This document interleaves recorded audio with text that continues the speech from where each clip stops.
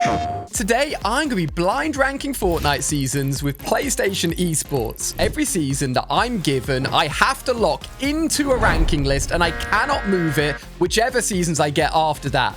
Will I end up with seasons in positions that I like or positions I absolutely hate? We're going to have to find out as we jump into the very first one. Oh, Chapter 2, Season 2, starting off strong. What a season. I remember people were going crazy over Fortnite at this point. It was absolutely huge, and I have so many fond memories of it as well. We've gone from a very slow initial start to Chapter 2 to then suddenly having this spy season with all these original characters like Midas, Meowscles, Agent Peely. I think a lot of us will remember some of these incredible POIs like the agency in the center of the map, the shark, and all of the mythic weapons you could get from taking down these bosses as well.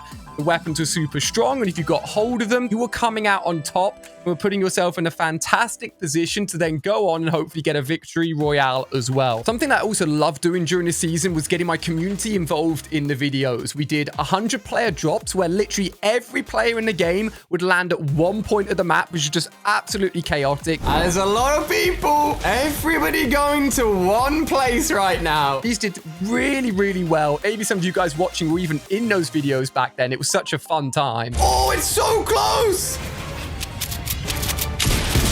Oh! For me, sits as one of the best seasons of all time. I've got to be careful here, though. Do I go straight up as best season ever, or do I play it safe? I'm going to put it in as number 2 because you never know what else could come up on this list, but it is amazing and I loved it. Ooh, okay. A more recent one. Chapter 5, Season 1, which brought with it a lot of changes. I loved the start on like the beginnings of a chapter because there's just so much new stuff. They added weapon attachments. We got medallions. We got a train on the map. It felt so fresh and exciting. I think modding weapons is something that I really, really have enjoyed ever since they added it in during Chapter 5, Season 1. I'd say overall, this is a really, really positive season. I'd be tempted to go as high as 3, but I'm not sure if that's a bit risky, so I'm going to go ahead and place it in number 4. If all of these start creeping up, the ordering is going to get really messy. Oh, Chapter 3, Season 2. This was actually a season in which I was lucky enough to launch my very own Fortnite outfit. I remember being so nervous that my skin would get leaked before I actually could reveal it. Thankfully, it didn't. It was a moment where I was able to live stream to the world the reveal, show the outfit actually being revealed within a creative map that we'd made, which people could join and see this big screen update at the time at which I revealed my outfit. So much was going on. It was absolutely huge. Enter the item shop. Is it there? 1. Oh! Oh, there it is, guys. It's here. It is here. The Allier Icon bundle. Aside from that, though, so much was happening. Zero builds was introduced during this season, and it brought so many people that played Fortnite and were big names back in the day into the game again to rejoin the community, and everything just came together so nicely. So again, Fortnite during this point really innovating and even thinking, let's take out one of the key parts that makes this game Fortnite, which is building, but still make it work. Now, I'm looking at this list and I'm struggling. I'm struggling. If I place it at 5, then it feels too low. It genuinely feels too low for me. If I place it at 3, could it be a little bit too high? Have I gone too high too early? You know what? I'm going to do it. I'm going to put it in tier 3. I may be a little bit biased, but it means a lot to me this season, and I think I've got to put it there. All right, guys, I've already filled 2, 3, and 4, and now I'm starting to panic a little bit. This is blind ranking for a reason, but I think this list could end up being quite messy. Let's see what's next. Ooh, Season 3. I was waiting for these peak Fortnite seasons to come up because so many fond memories. Everyone watching, you can compete in Fortnite tournaments easily. To compete on your PlayStation 5, simply open up the game and navigate over to the Compete tab where you can select and join available tournaments. Once the event begins, click Join to be placed in matches against other players, where your points and ranking will be tracked in real time during the competition. High rankings can earn you rewards like in-game items, cash prizes, and qualifications for future events. Good luck!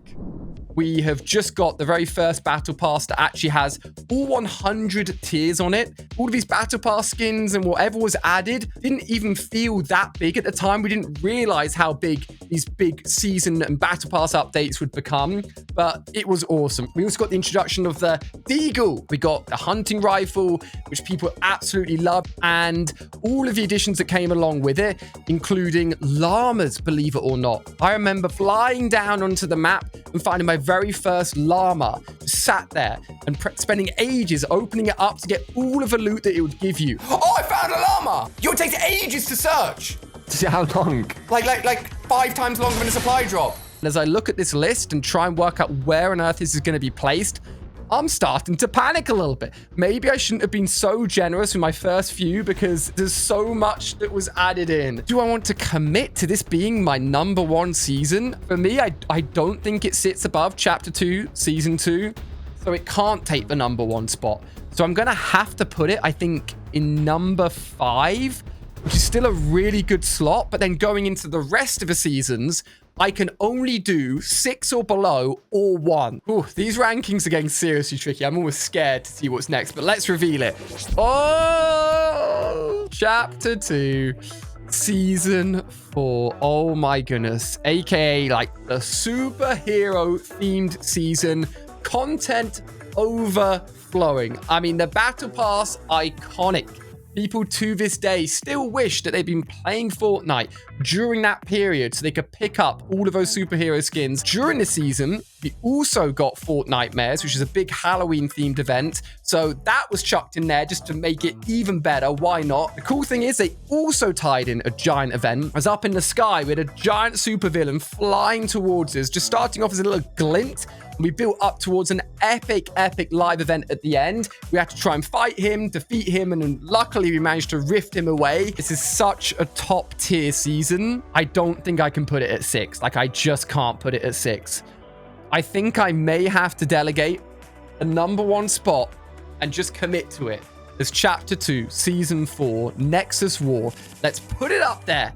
Grand position. I've dedicated to it. I've done it. I've said it. Now I'm kind of scared to see what seasons are going to come up next. Wow. Okay. Chapter 5, Season 3. This one were a lot of mixed opinions and definitely way too many cars. Now, as I'm getting on a little bit, I'm 30 years old. It's kind of scary. And my kid is coming up to being 2 years old. The amount of time I can actually spend and dedicate playing games and playing Fortnite to get the content I need shrinks as the rest of my life gets more and more busy and I'm trying to balance so many things. So as I was jumping in during the season to get videos and get footage and I was being run over by cars, shot at by mythic bosses, it got frustrating. I can't lie. Where'd that other person go? Whoa! Boss? Oh my God. However, Fortnite came out with something big as we got the release of Fortnite Reload during this season, which loads of players flooded over to play, returning the OG map in a smaller form factor. It was absolutely huge. I think it revitalized this season and it still draws players in and people will jump on just to play that mode exclusively because if you were taken down, you'd actually have a respawn timer and then you'd come back in to start playing again with the rest of your friends. You can jump in with your mates and even if just one of you's alive, you can keep on playing, keep on slaying with all of the original weaponry on that original map, which was one of its saving graces. But I think I may have to put this one all the way down. I'm just going to do it. Number 9. It's going way down there. Chapter 2, Season 3. Oh, you know what? I really enjoyed this season because the map actually started off being flooded. 30% of the island was actually above water as we just come out of a giant live event at the end of Chapter 2, Season 2, where we had flooding around the edge of the island and that water came and soaked up most of the island. Oh my gosh! Everywhere's flooded apart from the agency. Throughout the period of Chapter 2, Season 3, the water levels slowly started dropping, so more of the island was accessible, but at the beginning, it was really weird. We had boats to get around everywhere, which, don't get me wrong, was really, really cool, but it felt like half the island wasn't even accessible for quite a while. We also were waiting during this season for probably top 3 biggest updates ever. I remember the hype around it was insane. This was the addition of cars, actual drivable cars, in Fortnite. Now, the reason this was so big was because the very first vehicle that you could technically get in the move with was the shopping trolley, believe it or not, back in Chapter 1. But this time they decided to go all out, literally add drivable cars in. People went crazy for it. Cars are obviously a big part of what Fortnite is. You can buy different car cosmetics and vehicles in the item shop now. And it all started right here in this season. Start your engines. Let's go. Oh my gosh. It's a ramp. But one thing that also wasn't great, and this is very much a personal thing again, is I, as a content creator, needed to build my team out a little bit. One thing I started to offload, even though I've always really enjoyed it, is making the thumbnails. The cool thing is I found a designer that was really good at making these thumbnails. The only issue was he was American and we'd stay up so late making them. So every single day for months, I feel tired just thinking about it.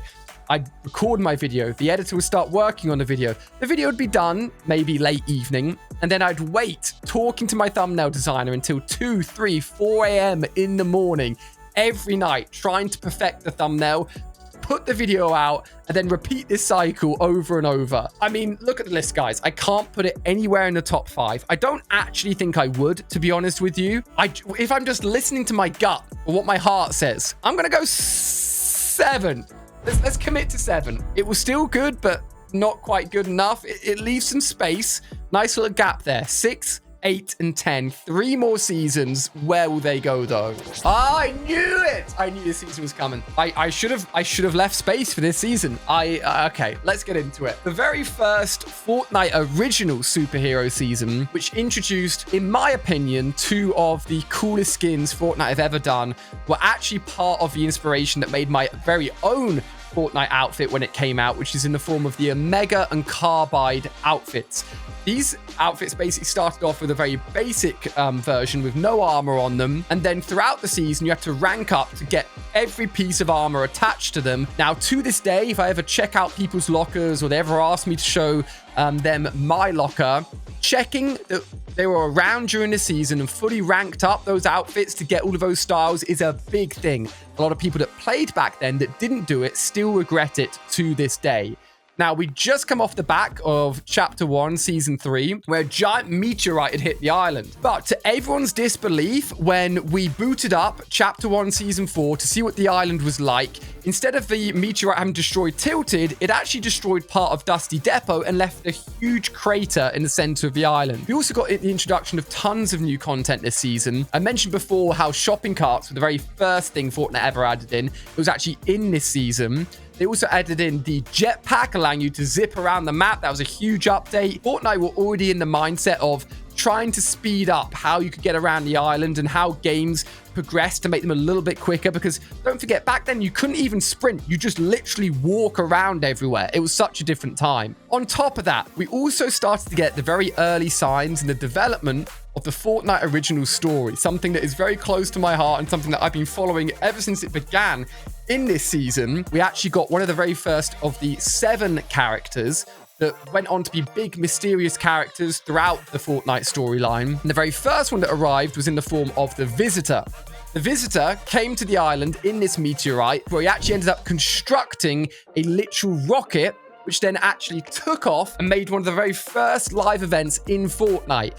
Back then, during that live event, everything happened within public games of Fortnite. If you got eliminated, then you were stuck just spectating someone or being kicked back to the lobby and missed the whole live event. I got really lucky. I joined the live event, not even joking, with a few seconds to spare. And there it is! There it is, ladies and gentlemen! There is the rocket! It's going off! Oh my god! What? What? No, it tilted! Made for a really nice shot, but I almost missed it, and will forever go down as just an iconic centerpiece of where live events would go from that point onwards within Fortnite. I cannot rave about this enough, and I've sat here getting more and more excited about it. Look! Oh my goodness. I can't believe I'm going to have to say that this is the order I've put these seasons in. It can't go any lower than 6. That's the highest point I can put it in. If I was to rank it anywhere and I could shuffle things around, I'd put it like genuinely top 3. I'm not even sure if it would hit number 1. It could do, but it would definitely be top 3. But alas, it's in number 6. That's how these blind rankings go, which means only 2 more seasons. Let's reveal the next season. Season 9. Woo! Okay. For the very first time in Fortnite's history, the pump shotgun was vaulted, put away, unable for us to access, and replaced with a weapon called the combat shotgun.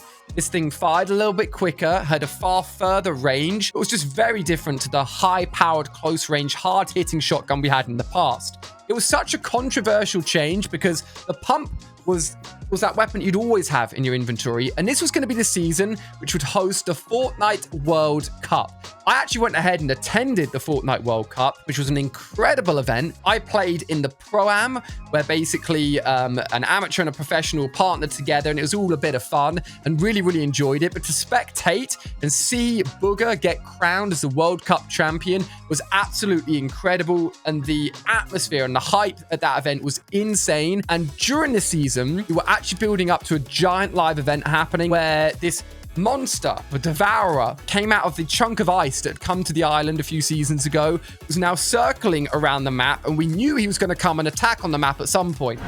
It's destroying the map. It's huge. This is where the secret skin, Singularity, came to play, as we built for the very first time the giant mecha team leader, the giant robot that would actually defend our island against the Devourer. The Singularity was the pilot for that giant mecha robot and led to be, I think, maybe one of the best events of all time. I felt like I was watching a fight scene in a giant movie, but I was in Fortnite there jetpacking around as we went ahead and had this huge brawl between the monster and the robot. It was utterly insane. Thankfully, we won. Oh my! Oh my mother of holy everything that is gaming. You just got flossed on! So, I mean, I'm saying now I wouldn't put it this high up on my tier list. Battle Pass was quite cool. I would say it's not one of the best or most memorable of some of the original season Battle Passes. So it's going to have to go an 8. I still really enjoyed the season. So much happened, which is very exciting. But it does mean that whatever season comes after this one has to go in its worst place. Okay, let's reveal it then. The final season. Oh, now this has done me so dirty. This is wrong. This is just wrong. The very first Fortnite season. Fortnite had come around out of nowhere, grasping onto his popular concept of a battle royale video game and added in cartoony, bright, fun graphics, and it was free to play. It merged building mechanics into a game where you were also shooting players with cool looking guns that had different rarities and different colors and were randomly placed across the island. It was just such a fun time. And of course, we had the iconic original item shop skins that became the rarest skins in the game. We had the Renegade Raider, which everyone knows, and also the Renegade Raider's pickaxe, the Raider's Revenge. Now, I bought both of these, but lower down on the list, we also had the Aerial Assault Trooper. This guy probably is the rarest outfit ever in the game, and I didn't get him because I thought it just wasn't a skin that was worth picking up, and I regret it to this day because it would make my locker almost complete if I did pick it up. It was the start of something iconic. I would, put this so high up. I remember I was playing it for hours and hours in the evening, and I was hooked. It was so fun. Like, Battle Royale was a new genre to me at this point, and it had me hook, line, and sinker. I was enjoying it so much. Got a shotgun here. Whoa! Funnily enough, I remember watching the trailer for Fortnite, and me and my wife would make videos in the same room, and we watched this trailer, and we were like, that's weird, they're putting building and shooting together. Like, I genuinely thought it didn't work, but we noted down in our diaries when the very first access date would be for this game called Fortnite.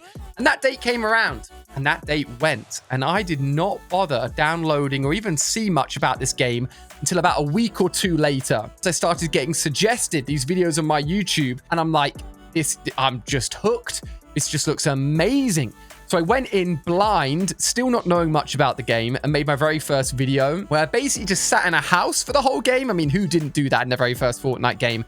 And I didn't put any of my shield potions on, and I decided to apply my shield in a top 2 situation, standing in the middle of an open field, and got shot by the other guy to come second place, which isn't a bad first finish, but not the best way to go out. 1v1. Oh my god. I'm getting the ring and stop moving. See if I can hear him. Let me pop this. No!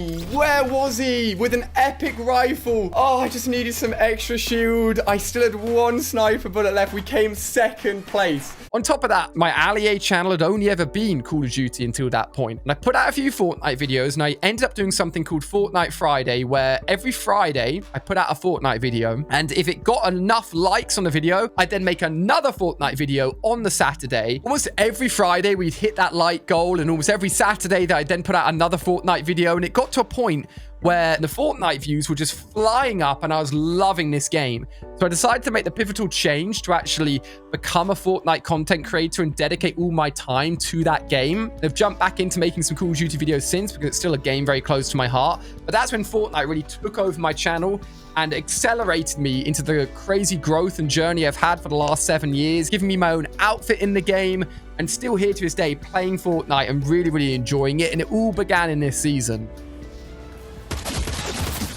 Oh. I cannot believe how close that end was. Put it at number 10 is a travesty, and I can't believe I have to put it there, but that's the name of the game. Blind ranking 10 Fortnite seasons. If you'd played along with me, would you have ended up with a similar list?